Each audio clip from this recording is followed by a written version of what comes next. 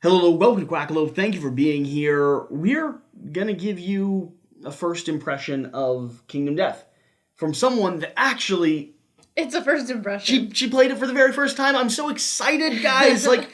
I have been waiting to teach people I care about this game for so long in the hopes that I'd find someone to play it with. And we haven't had this conversation yet, so I don't know if she's committing to a 60-hour campaign, and if she's not, I might cry on camera.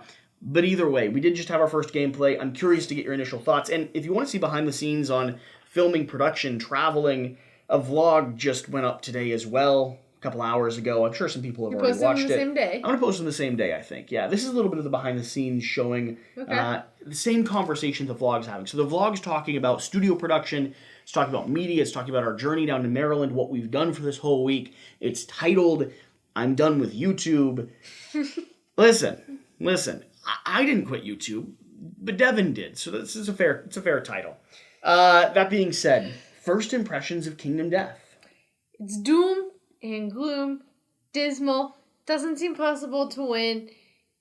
It's very saddening and challenging, and I want to be in that 30% who wins. I do. It's like so now it's like a competition. Yeah, it's a competition. I'm kind of wanting to okay, let's pound this out. Yeah. But I'm worried my feelings are going to get hurt about 45 hours into it. Okay. I don't like hurt feelings. I like the darkness of it, but I don't like the fact that I'm going to have to say goodbye to all the characters whose personalities I'm building up and possibly not even survive and win. I'll say this. It is doom and gloom. It is hard to win, but it is strategic and careful enough that you can actually make decisions that matter for the course of the gameplay.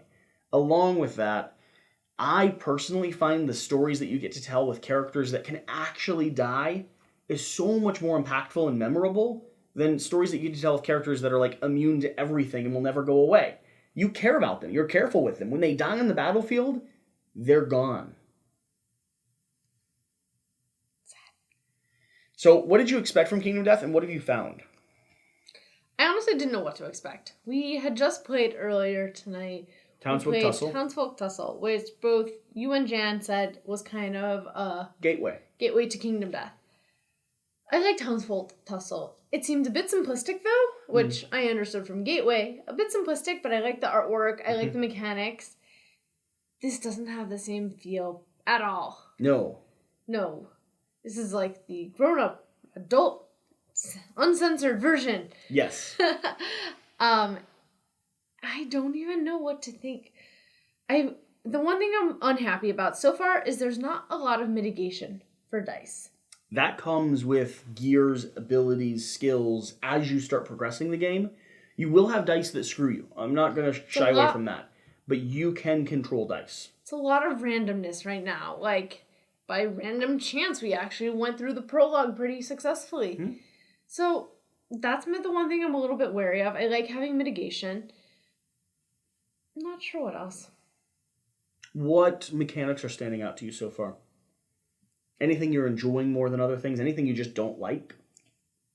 Leveling up, I'm enjoying. We spent a lot of time going through the gear grids and what you could upgrade and getting stat boosts and all that. I do like the way we fight opponents. I like the two decks. I like the hit point deck, hit location, and I like the AI deck. I like that the AI deck is their life, and the hit locations kind of tell us where we're hitting and if we can do crit rolls. Mm-hmm. So I like that. It's interesting and thematic.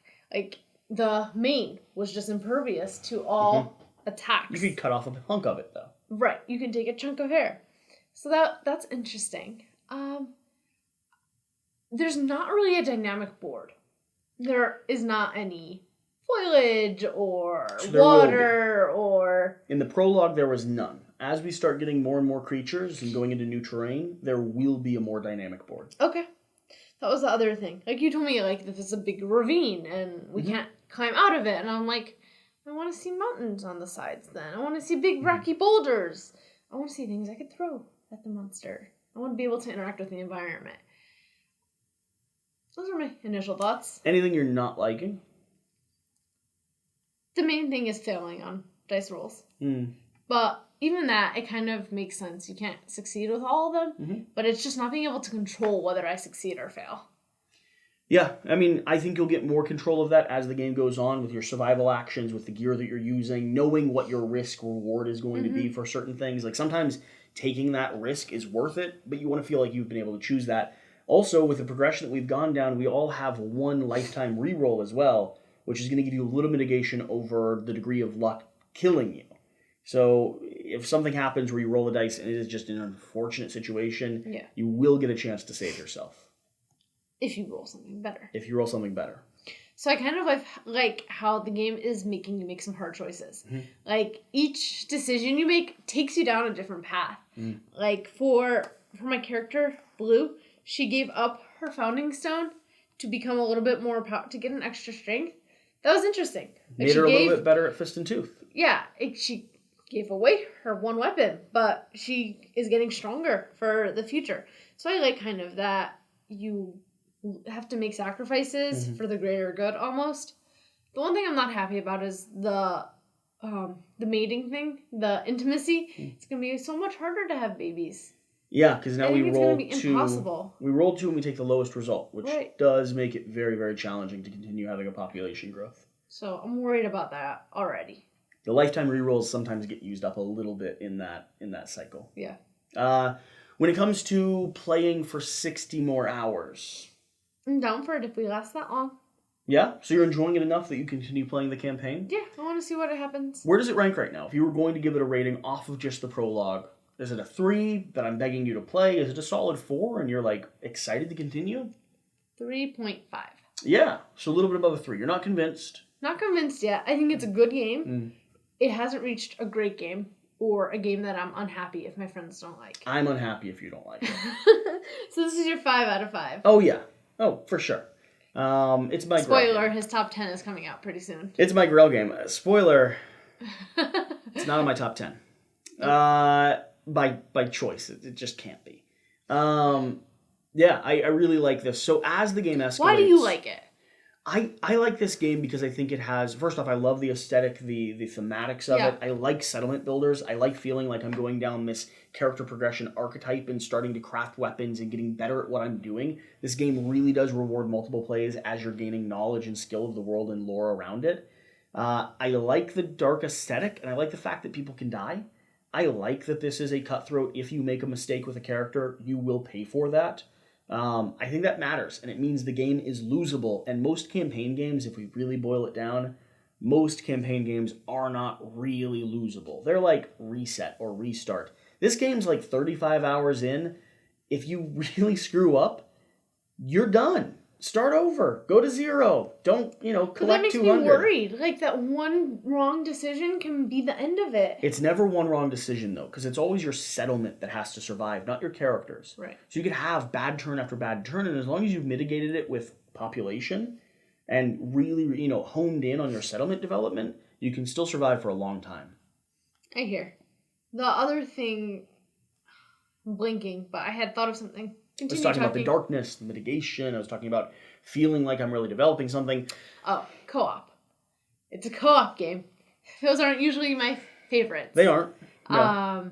So the other similar thing, to Gloomhaven that we're embarking on. The other thing that I love, though, in this co-op game, I have never found a game that has a character creation and AI system that feels so alive as Kingdom Death. And you're going to see that as we keep diving in. Yeah. Every white lion you fight is a white lion by species, by genealogy. It acts like its parents, but each one has its own quirks and personality that you're facing off against and does its own thing. Antelopes, when you fight those, they're going to kick and trample and run away from you. They don't want to be hunted. They're prey animals. When you fight the phoenix, it's going to be dealing with, swooping and diving and dealing with aerial assault. It really does create an atmosphere that I've never felt in another game. The other thing I don't understand yet is the lantern symbology. I know we've read about it. You have it half tattooed on your finger. It fell out so dramatically. It did fall out. All the characters are carrying one. Yeah. And I want to understand it more. I also want to understand the founding stone. you gave me a necklace of the founding stone, and I kind of So want the to founding understand stones, the shard, the earth here is covered with these stone faces. Okay. The founding stone is the first thing that you get. It's the first weapon, the first act of defiance, the first defense. It's, for me, symbolizes the idea of like taking ownership over your destiny. Okay. All right. This creature is mauling and destroying tons of humans that are rising up from the earth at the very beginning of the game, and it's our tribe of people that grab a founding stone and fight back. Right, so for me, the symbology there is agency. The symbology there is taking control of something, even though the world is working against you. lantern. Along with that, the lantern is going to be tied to the idea of something that's sustaining life. We come to this lantern bloom in the middle of this darkness, and it is a source of radiance, a source of light. It drives away the darkness. It keeps the monsters that are hunting us away from the borders of our settlement. And every survivor carries a lantern. So when they die, their lantern goes out with them. A lantern year, which is what we're playing through, a lantern year is how we tell time here. As the lantern horde starts to die, every time a lantern fades in the horde, we call that a lantern year. And that's where we know we need to go back out and continue hunting. The other intriguing thing is it seems like the lanterns... In that huge pile of it, when one of them goes out. Interesting. Okay. The other fascinating thing is there's a lot of lore in Kingdom Death that isn't fully explored and discovered. There's a lot of stuff that the community has answered for themselves or we're still waiting on.